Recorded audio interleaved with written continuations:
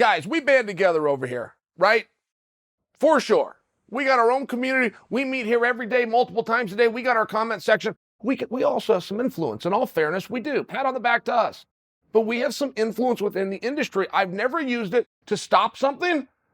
I'm going to now, and I need you guys with me, okay? Eagles band together on this. Gilbert Burns, Khamzat Chimaev, no. We're out. Want to tell you why. I have never been anti-making a fight. Khamzat Chimaev does not have a fight right now for the information that we've been given. I'm taking it at face value that the organization and Team Khamzat aren't sitting on something. I think he does not have a fight. Now, if you look at the likely suspects, Gilbert Burns is going to take that fight, for sure. He hasn't been offered it yet. Gilbert hasn't gone for it yet. If Gilbert's phone rings, he's going to say yes. I don't think that's enough reason to ask Gilbert to go jump on a grenade. Gilbert Burns, who has done everything right, and he's been at, go look at his schedule, guys. It has been iron on top of iron. Nobody's had his step on fire more than Gilbert Burns. In this industry, if you're willing to do something, your reward generally is that you get asked to do it again. If you turn out to be very good at media, your reward for that is you will then be given more media. If you get good at going to autograph signings and fan expo, great stuff that we love to do, but you got to get on an airplane. There's some travel, there's some time, there's away from home and away from training. But if you get good and you're easy to work with and you say yes to whoever's asking you, your reward for that, it's not a bigger room. It's not a per diem. It's that you get asked to do more of it. Gilbert Burns says yes every time they call. He will say yes on this one, which is why I'm getting in front of this thing, and I want you guys to back me up here. Somebody is going to have to jump on the grenade called Chimaev. For sure. If Chimaev is as good as everybody believes he is, whoever his next opponent is, has got a heavy, hard night in front of them, where they're going to be asked to come in and do the job. Shine this guy up. Take your credibility, take your skills, pass it over to this guy because we got bigger plans. It's the business. So what? No problem. And I know that Gilbert will agree with me, and I know that Gilbert will do it. No. Do not get behind that fight. Gilbert has done nothing except what we want him to do, which is fight anybody and have a good attitude while he's doing it. I don't want Gilbert put in a position where all that hard work and all that sacrifice and all that dedication could be taken away on a good night. Look, the snowball effect is very real, right? You get a little momentum, you get going down the hill, it becomes bigger and more powerful, and somebody has to stop that train. It will be stopped. You're not looking at your next undefeated fighter. You're not looking at your next 29-0. You're not looking at champ, but you're looking at a damn big problem. And that damn big problem named Khamzat Chimaev does not have enough footage and tape out there yet to start reasonably breaking down game plans and strategies to deal with it. So his next fight is going to be very meaningful. And now when he gets 2 or 3 or 4 more fights, once he starts to get to the second round, once he goes to his first decision, there's going to be more minutes, and athletes are going to be sitting back with coaches, and they're going to start identifying. And they're going to say, okay, I think we can exploit him here. I think we can attack him here, and somebody will go do it. Now, you don't have to win the whole damn fight against him, but if somebody can win a round, and you don't have to win a whole round against Chimaev, if you can win a sequence, if you can stop a takedown, if you can get a couple of good shots in, all of those things help. All of those things build up. There used to be stories in the boxing world. And the way that you used to watch boxing, and boxing has always been a very big deal. Always. Many people say it's the oldest and first sport. It was either boxing or if it was wrestling. Before they had fields and courts and bats and balls, somebody either grabbed somebody, boom. If they did, wrestling's the first sport. If they punched somebody, boxing's the first sport. But it's for sure between one of those two. And boxing lived off of a transistor radio. That's how you watch boxing. There was no pay-per-view. There was no closed caption. The term digital and streaming, come on, they didn't even exist. You watched over radio, and if you were really fortunate, you could be there live. Some of these huge fights at Madison Square Garden, you could pile in. Some of these huge boxing fights were under a tent. Some of these huge boxing fights were a ring set out under the moon and stars. So the world followed this on a radio. Very relevant, because a lot of those stories, you'll hear about a guy that was the champion of the world for 11 years. You'll hear about a guy that was champion of the world. He won 45 fights. Those things can happen in that time because scouting was very different. It's one of the great risks. Sean O'Malley just did this.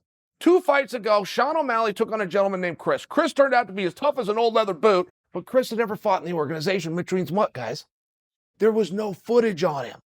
Sean doesn't know what he's getting into. And a lot of people try to use this to hurt Sean O'Malley. Well, he's fighting a new guy. He's fighting a guy that's not even debuted yet.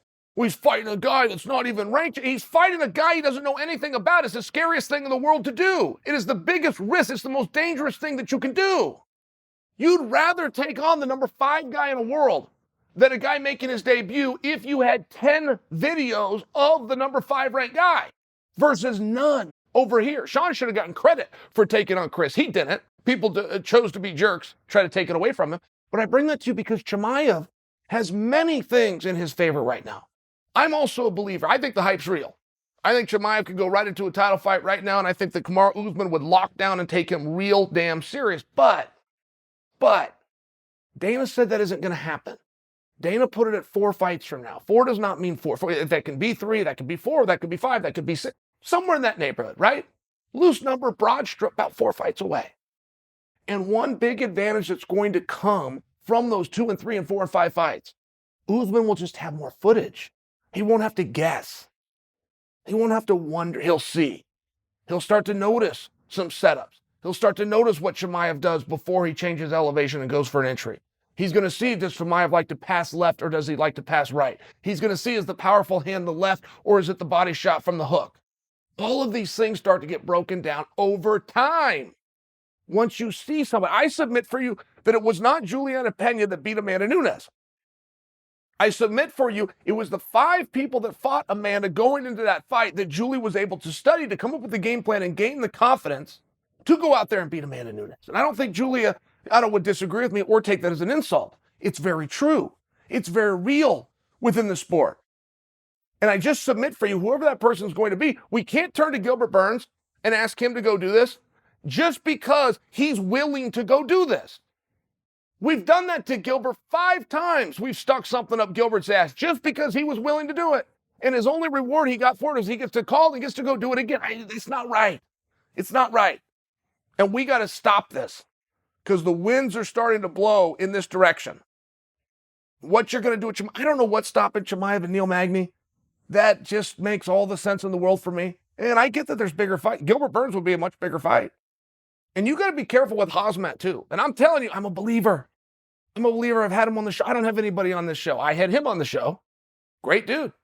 I hear wonderful stories from the training room. People that are seeing him in private telling me his stand-up is as good as his ground. Just something that you guys want to know. I thought you'd think that was interesting. But there's still problems. I mean, Dana seems to be the only adult in the room saying, take a deep breath. Kamaru Usman isn't just the champion of 170. Kamaru Usman is the pound-for-pound greatest fighter alive. I am not going to stick this shiny new trinket just because he's good at getting headlines in there with this guy. Well, good. That does make a lot of sense. If Chimaev's as good as many people believe he is, he's not going to have a problem with Colby Covington. If Colby Covington's as good as I think he is, Colby's going to be a big damn problem to this hype train. So there's just ways that you want to go about this. There's strategy. It requires a lot of thought, and you can tell that Dana is giving it a lot of thought. You can tell that there wasn't a knee-jerk reaction by the boss to just throw him in there with Neil Magny because Neil threw his hand up. Dana's seen something different. And the night that he said, guys, at least 4 fights away, Dana also said, I have a plan for him. Dana just didn't reveal to us what that was. So as I'm seeing the winds blowing and I'm seeing all the other guys have already taken it on the chin. No, I'm not going to fight him. They threw their excuse out. He's not ranked high enough. He didn't do that. Whatever the excuse was, the answer is the same. No, I'm not going to fight him.